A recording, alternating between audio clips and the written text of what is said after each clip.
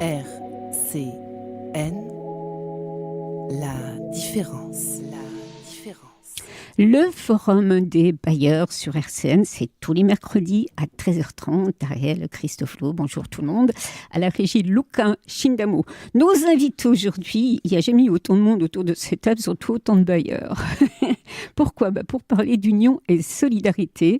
Donc ça regroupe des bailleurs sociaux, de l'agglomération pour échanger et partager sur des dossiers sensibles, je pense, dossiers économiques, écologiques, peut-être autre chose. On va découvrir ça avec vous. Alors, le temps de parole est très court et je pense que cette émission vaudra revenir dessus, ce thème revenir dessus plus longuement. Voilà. À mes côtés, Frédéric Richard de l'OMH.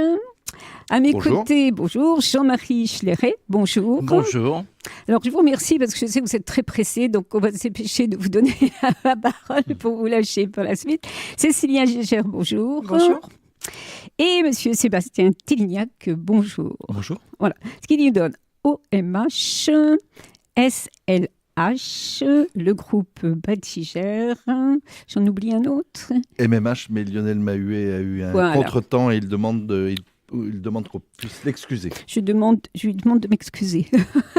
Peut-être qu'il pourra sortir de son bureau pour faire un petit son de quelques minutes. Voilà. Il y a eu un petit loupé dans les horaires. Il y a un petit loupé dans les horaires. Eh bien, il est là. Ah, c'est très bien. Monsieur Mahuet, bonjour. Oui, bonjour. Et désolé pour l'horaire. Hein. Pas grave. Voilà, je suis décalée, c'est une très grosse qualité chez moi. C'est gênant. Non. Vous avez pu sortir un peu de votre réunion, c'est bien. Donc, MMH, vous êtes le directeur de Meurthe et Moselle Habitat sur Nancy. Alors, qu'est-ce que représente l'union et solidarité pour vous ? Alors pour nous, mais je pense que ça a dû être également précisé par les collègues. Pas encore. Vous êtes le premier à prendre la parole. Ah, très bien. Voilà. Donc, je les salue d'ailleurs. Et, nous aussi. Donc, nous aussi, bonjour. C'est à la fois c'est un lieu d'échange, entre bailleurs. C'est un lieu de professionnalisation également, de partage de nos bonnes pratiques. Et puis je crois que c'est aussi un lieu où on crée du consensus et des solutions. Voilà, dans l'intérêt de nos partenaires et dans l'intérêt des locataires. Voilà pour le dire très très brièvement.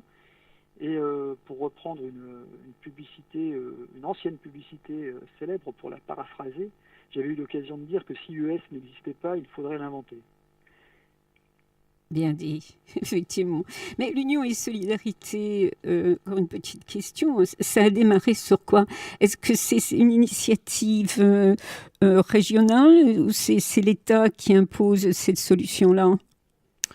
Aucun des deux. Vas-y, Jean-Marie Schleret. Oui, vous êtes en direct, hein, monsieur. Ah, d'accord. Aucun des deux. Et Lionel Mahuet, en tout cas, l'organisme qu'il représente, Meurthe et Moselle Habitat, était dans les premiers moments de la création de ce que nous avons appelé Union et Solidarité. Alors, pour certains, ça ne veut peut-être pas dire grand-chose. Nous qui l'avons créé, ça nous dit énormément. On devrait plutôt l'appeler l'Union HLM métropolitaine. C'est l'Union HLM, les 10 bailleurs sociaux, sauf qu'on n'était pas 10 au départ. Ceux qui sont ici autour de ces micros étaient là, leurs organismes. En premier, l'office d'HLM de la ville de Nancy, on l'appelait encore, peut-être même au PHLM encore, en tout cas un minimum opaque de Nancy. Et puis Meurthe et Moselle Habitat et la société Lorraine d'Habitat. Voilà les 3 fondateurs. Et très rapidement, on s'est rendu compte qu'il nous en manquait un 4e et non des moindres. Et Batigère nous a rejoints. C'est parti d'un constat. C'est-à-dire qu'on a failli avoir l'abbé Pierre sur les bords de Meurthe. On voyait bien que pour un certain nombre de ménages à la fois très défavorisés et très désocialisés, il fallait un habitat particulier, adapté à leurs besoins, mais ça ne pouvait se faire qu'avec l'entente des bailleurs sociaux eux-mêmes.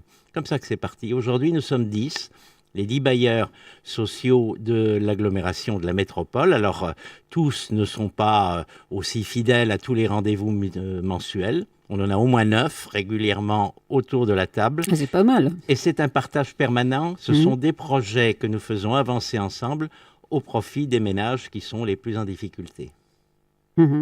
Merci. Vous avez répondu à la place de Lionel Mahuet de MMA. Vous avez quelque chose à rajouter, Monsieur Mahuet? Non, absolument. Le président Schleret a parfaitement résumé les choses et voilà quoi. Bon, on va en débattre. On prend toujours beaucoup de plaisir à se retrouver. Également, je pense, autour de la table et je crois que ce sont des instances très précieuses d'échange. Absolument.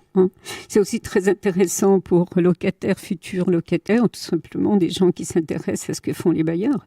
Parce qu'on ne se pose jamais la question, ils louent des logements, ils vendent des logements, puis après, qu'est-ce qu'il y a, voilà. Donc ça, ces réunions-là, ces forums des bailleurs sont vraiment importants et c'est toutes les semaines, je répète, mercredi.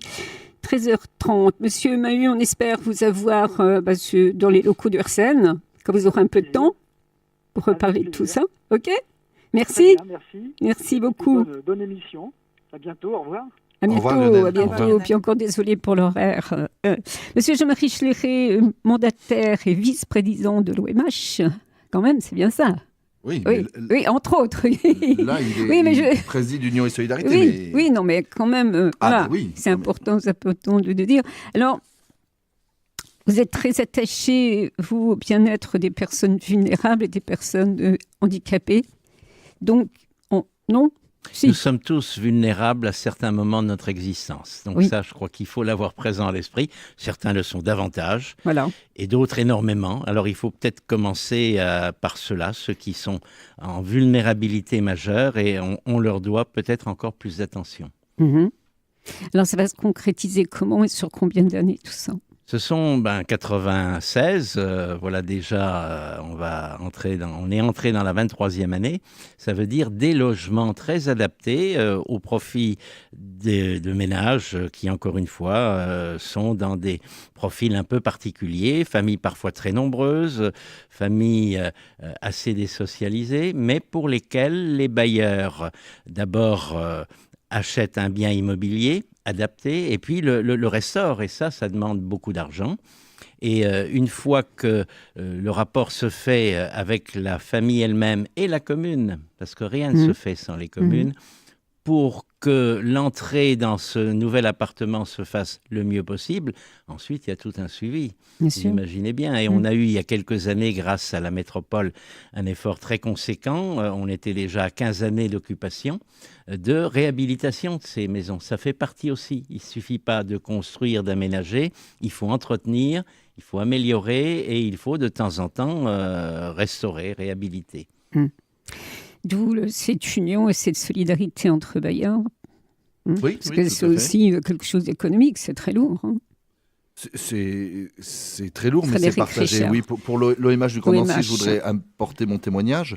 À l'origine de cette histoire, c'est comme l'a dit le président Schleret, on avait des familles qui étaient difficiles à loger dans le collectif ordinaire. Il fallait leur faire du sur-mesure. C'est ça l'esprit d'Union et Solidarité.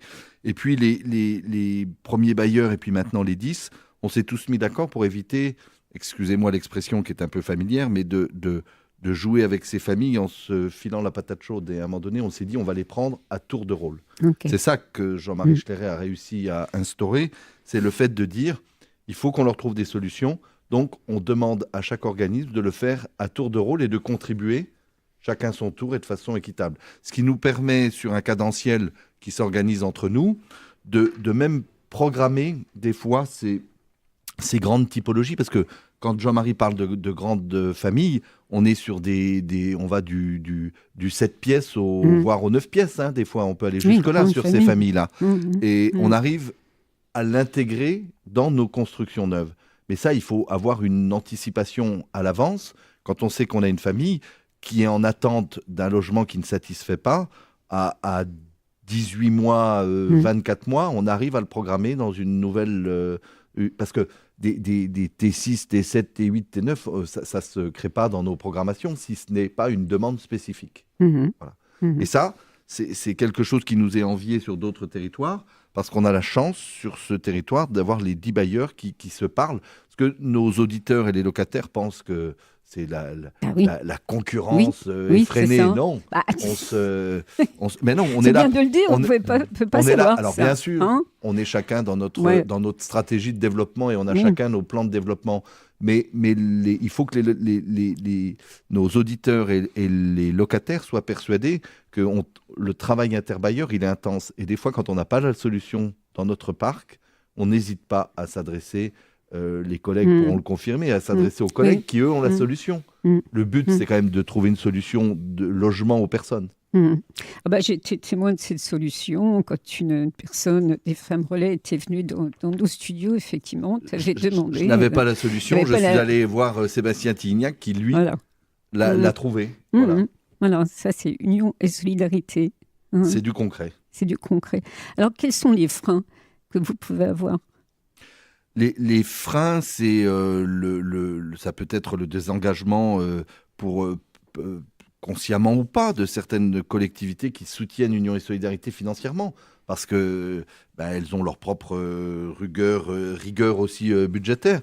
Mais cet ensemble, il faut qu'à un moment donné, il soit aussi soutenu pour qu'on puisse avoir des fonds qui nous permettent d'abonder la remise en état de logement, parce que des fois, comme c'est du sur-mesure, on arrive sur on n'est pas sur les ratios de financement habituels du logement social, on est obligé de bousculer les règles pour trouver des solutions adaptées, et on est obligé des fois de mettre un peu plus d'argent que le modèle économique le voudrait, mais parce qu'on est obligé de trouver des solutions adaptées à la situation particulière des personnes que nous prenons en charge dans le cadre d'Union et Solidarité. Alors, le travail qui est en liaison avec les organismes HLM, Conseil Général, Grand Nancy, communes, Jean-Marie en parlait tout à l'heure aussi. Principalement le Grand Nancy, qui est, je dirais, à la fois un de nos financeurs importants. C'est quand même une subvention de l'ordre de 75 000 euros par année, ce qui n'est pas rien. Les bailleurs, chacun mettent des contributions au prorata, évidemment, de ce qu'ils représentent. Mais il y a un partage, il y a un vrai partage entre les organismes et le conseil départemental pour un certain nombre de ménages, plus par le passé qu'actuellement. Mais c'est un de nos partenaires. Parce que le grand obstacle, c'est pas de réaliser, c'est de vaincre un certain nombre de résistances. Parce que quand un ménage arrive, il arrive sur une commune. Et là, ma foi, le maire se dit pourquoi chez moi et pas chez l'autre. La famille est un peu particulière. Et là, c'est tout le rôle de notre union, d'Union et Solidarité, qui a un permanent. Et Philippe Moine exerce ce travail au quotidien. Il a le contact avec les familles, il a les contacts avec les bailleurs, bien sûr, mais avec les maires. Parce qu'il faut les convaincre aussi. Oui, parce que ça a déjà entendu. On ne veut pas de logements sociaux dans notre commune. Ça sent donc peut-être de moins en moins, mais ça s'est entendu. On ne peut pas le dire sur la métropole, très honnêtement, Ariel, parce que n'y a pas une commune du Grand Nancy, je tiens à le dire toujours, il n'y a pas une commune du Grand Nancy, Dommartemont compris, parce qu'on a à un moment donné montré du doigt la commune de Dommartemont parce qu'elle n'a pas d'obligation à avoir des logements sociaux. Elle a 4 logements sociaux qu'elle a fait aménager, mais ma collègue Cécilia Gégère le dira, c'est la SLH et elle pourra témoigner. Donc, toutes les 20 communes du Grand Nancy ont tout ou partie de logements sociaux, et même Dommartemont, quand il n'y avait aucune obligation légale, l'a fait à titre de solidarité, il y en a 4. Donc, par contre, ce que disait Jean-Marie, c'est qu'il faut remettre le maire au cœur de la confiance et de la discussion. Parce que c'est quand même des familles atypiques par des fois le comportement, parce qu'on cumule beaucoup de critères sur ces familles. C'est souvent des grandes fratries, c'est souvent des revenus très bas, c'est souvent des grandes familles où il y a pas le papa, il y a que la maman, des choses comme ça. Donc voilà, il y a des fois un petit peu des comportements qui sortent un peu de la règle habituelle. C'est juste cette confiance, et c'est là que prend le rôle d'Union et Solidarité et des bailleurs, c'est qu'il faut que nous assurions les maires d'un accompagnement. On n'amène pas les familles sur leur commune et puis après, au revoir. On continue à accompagner par des points de suivi et d'information de tous les partenaires. C'est quoi les points de suivi ? C'est que le bailleur, avec ses équipes, chez les collègues, c'est pareil. On a des conseillères familiales qui suivent ces familles, pour que le loyer soit payé régulièrement, qu'elles respectent le voisinage dans lequel immédiat auquel elles sont. On fait des présentations au maire, à l'équipe municipale. C'est ça le suivi. C'est pas de placer ces familles en disant on leur a donné un toit. on les accompagne dans les règles du bien vivre dans le logement. C'est notre rôle. C'est extrêmement important ce qui est dit là. Oui. Extrêmement important. Extrêmement important. Parce que si les maires acceptent, bon, c'est tout, on a compris, mais c'est souvent les autres habitants qui n'acceptent pas. Qui ont un regard qui est plein de préjugés. Complètement. À juste titre ou pas d'ailleurs. Oui. Parce que oui. c'est pas toujours des enfants de cœur, les familles qu'on accompagne, il faut être honnête. Donc, il y a des fois des situations avérées par le passé. Voilà. C'est toute la difficulté. Donc il faut qu'on accompagne. Et à l'heure où on décrit, je le redis à chaque fois, c'est mon combat, mais les bailleurs sociaux, on fait tout ce métier-là. Alors peut-être qu'on ne sait pas le dire assez bien, mais aujourd'hui, grâce à RCN, c'est fait. Si ça écoute, ça y est, je tutoie. J'ai essayé le vouvoiement jusqu'au milieu. Tout le monde sait qu'on se tutoie. On va pas... on se tutoie. Quand on fait de l'accordéon ensemble, on peut se tutoyer. Voilà, bon, passé. Union et solidarité, non mais ce qui est dit là est extrêmement important pour comprendre ce qu'est un bailleur. C'est pas qu'un loueur, c'est beaucoup de choses par après. Cécilia, voilà. Oui, Ariel. Oh dame. Cécilien Gégère, SLH, qui veut dire, je te le laisse Société dire, Lorraine d'Habitat. Voilà. Quand tu parlais justement de tes locataires, quelle était ta pensée, toi, le travail qui est fait justement, ce travail-là? J'ai l'impression qu'il y a plus gros travail pour que les gens aient un appartement, que tout se passe bien. Alors, ce qu'Union et Solidarité nous apporte, c'est une vraie, Jean-Marie Schleret le disait, c'est une vraie crédibilité, c'est un vrai soutien vis-à-vis des collectivités territoriales, vis-à-vis des maires. C'est un outil logistique formidable pour un travail qui doit se faire tout en dentelle, tout en précision, parce qu'on travaille avec de l'humain, parce qu'on a à traiter des situations qui sont parfois complexes, avec des familles dont certaines qualifieraient parfois d'inlogeables, puisqu'il faut trouver le logement mouton à 5 pattes dans la ville, avec du service, mais avec un environnement qui permette le vivre ensemble de manière satisfaisante.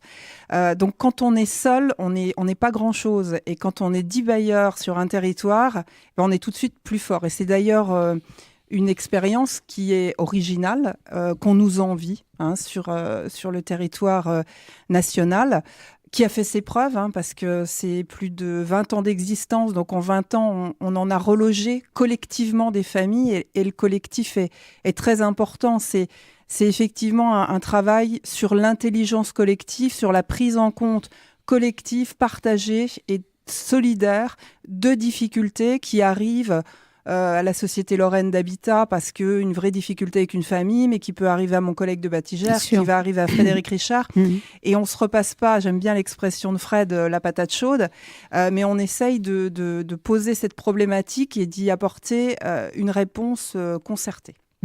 Donc vous avez besoin de vous unir non seulement financièrement, mais aussi pour faire face à ces problèmes qui sont de très gros problèmes, effectivement. Oui, c'est un peu la genèse d'Union et Solidarité, c'est ces problèmes très spécifiques. Mais ce qu'il faut retenir, c'est que si ça dure depuis 20 ans, c'est qu'Union et Solidarité a su prendre en charge et prendre à son compte les problèmes sociétaux qui sont les nôtres, la question du vieillissement, la question du handicap, comment on traite le handicap, le vieillissement de la population dans notre parc, comment on arrive à avoir une offre fluide pour ces ménages.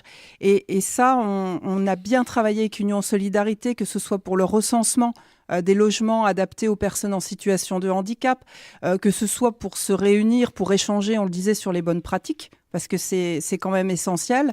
Je dirais que les bonnes idées font des petits, et plus on aura de bonnes idées sur le territoire métropolitain, plus le rôle des bailleurs sociaux sur le territoire sera reconnu collectivement, à la fois par nos locataires, mais aussi par rapport à toutes nos parties prenantes. Donc, ce que nous apporte Union Solidarité, c'est vraiment cette crédibilité et cet appui à notre action quotidienne. Est-ce que dans Union et Solidarité, on peut entendre locataire, la parole du locataire ? Bien entendu, bien sûr. Parce que oui, la parole du locataire, elle a toute sa place. Hein, quand on travaille ensemble encore cette année sur des séminaires où on traite de la question de la tranquillité, de la sécurité, le premier usager de cette sécurité, ce sont bien nos locataires. Donc le locataire, il est à la fois individuellement pour trouver des solutions, mais aussi pour être innovant et pour adapter les logements, adapter le parc, avoir une offre et un développement de logements sociaux qui soit aussi harmonieux. On a bien le locataire au cœur de cette problématique-là.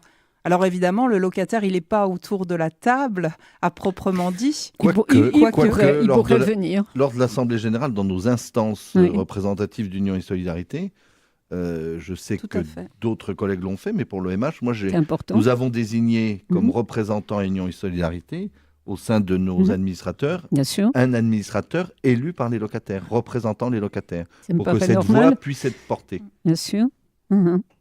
Et les locataires, qu'est-ce qu'ils pensent de ce changement? Parce que Union Solidarité, tu ne m'en avais jamais parlé, toi. Je ne connaissais absolument pas. Ça fait 20 ans, on ne connaissait pas. Tu ne dis pas tout de suite, il faut un petit peu de suspense. C'est vrai, mais c'est vraiment... c'est pas quelque chose de plus humain avec le bailleur. Tout de suite, voilà, on voit une personne. Mais on voit bien...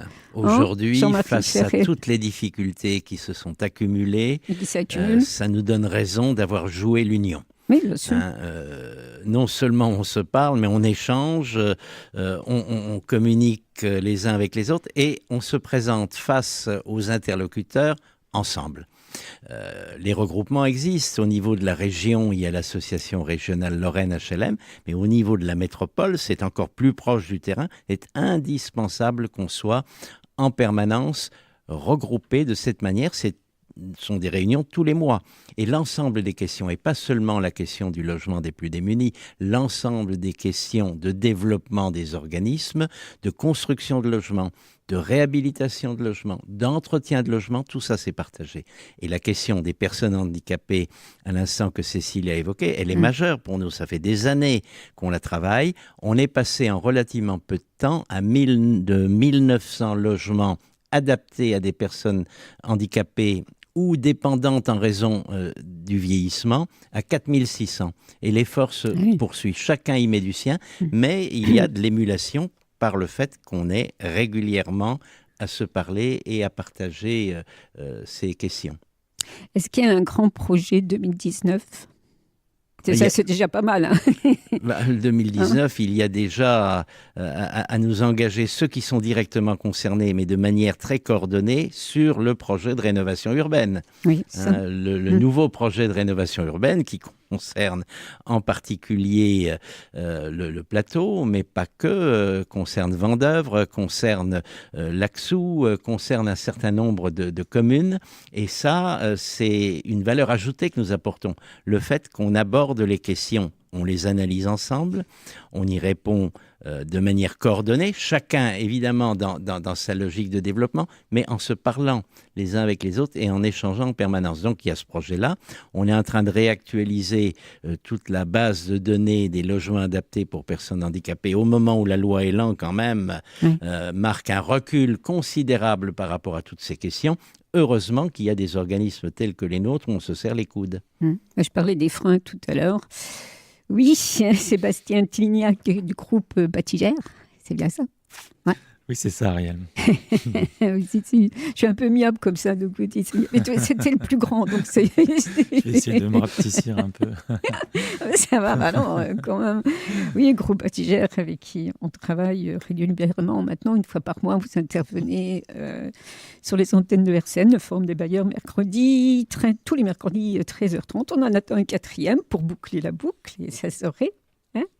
Ça va pas tarder. Oui, excuse-moi. Sébastien. Les messages sont passés. Oui, gentiment. Monsieur Schleré qui nous quitte. Merci d'avoir pris du temps pour les auditeurs de RCN. Merci beaucoup. Puis à bientôt. Oui, excuse-moi. Pour Union et Solidarité, effectivement, c'est dit dans le titre et ça a été dit tout à l'heure. Union, parce que c'est l'union des bailleurs sur des thématiques communes. Et puis la solidarité, c'est la solidarité envers nos clients, envers nos locataires. Moi, je retiendrai plusieurs choses. Premièrement, Ça a été dit par le président Schlerer tout à l'heure. Il y a la question de l'aide aux personnes qui ont des difficultés, personnes défavorisées, personnes fragiles, notamment sur les questions de handicap et de vieillissement. Et on sait que ce sont des choses qui arrivent dans la vie, hein, et le handicap et le vieillissement, et que c'est important que les bailleurs puissent se mettre en commun sur ces thématiques-là, parce que c'est bien en mutualisant nos moyens qu'on arrivera à répondre au mieux à toutes ces difficultés-là. Bien sûr. Il y a un deuxième point que je retiendrai, ça a été amorcé également par Jean-Marie Schlerer, c'est la question de la rénovation urbaine. C'est vrai que les bailleurs du Grand Nancy sont engagés aux côtés de la métropole et des villes sur des grands projets de rénovation urbaine, le plateau de Haye où nous sommes, mais également Vendeuvre ou Laxou. Et dans ces questions-là, il y aura des opérations immobilières, des opérations d'urbanisme. Il y a des immeubles qui vont être réhabilités, d'autres démolis. On va donc reconstruire. Et là, l'importance de l'interbailleur est forte. Et puis, il y a des questions également de relogement. Et là aussi, on est 10 bailleurs autour de la table. Évidemment qu'à 10, on répondra beaucoup mieux à ces conditions de relogement qu'en étant seul. Et le dernier point, je trouve, c'est effectivement la question de la production immobilière. On est bailleur, on est sur un territoire commun. On est là pour durer. Quand on est bailleur, on construit et on gère ensuite. Donc, il y a une question de cohérence dans ce qu'on fait.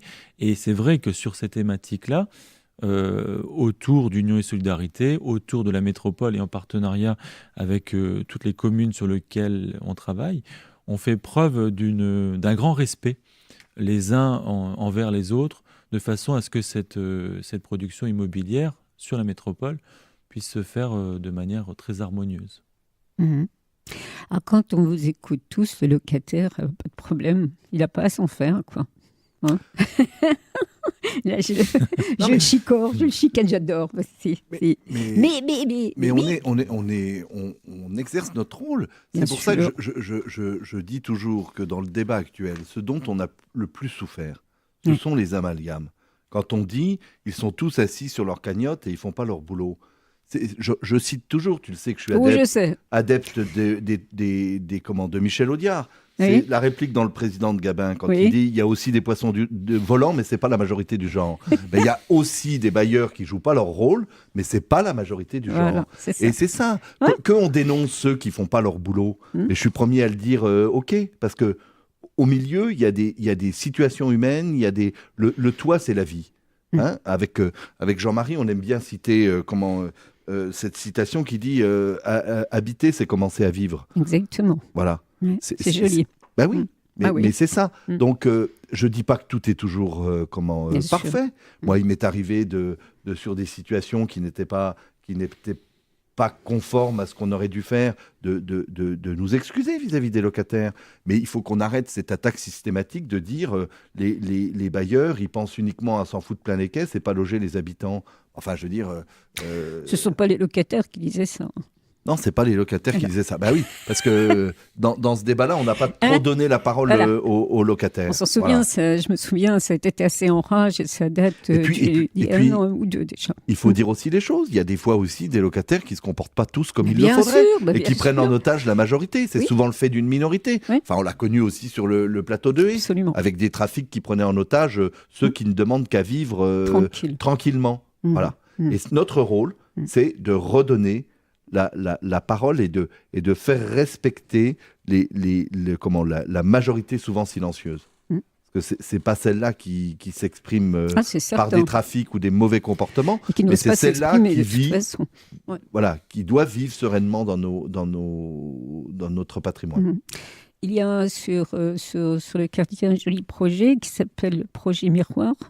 Je crois. Non, ça c'est pas un projet. C'est pas un projet. Mais tu fais bien d'en parler. Parce que c'est important aussi. C'est quelque chose qui a été mis en place par le directeur départemental de la sécurité publique, le contrôleur général Nicolas Jolibois.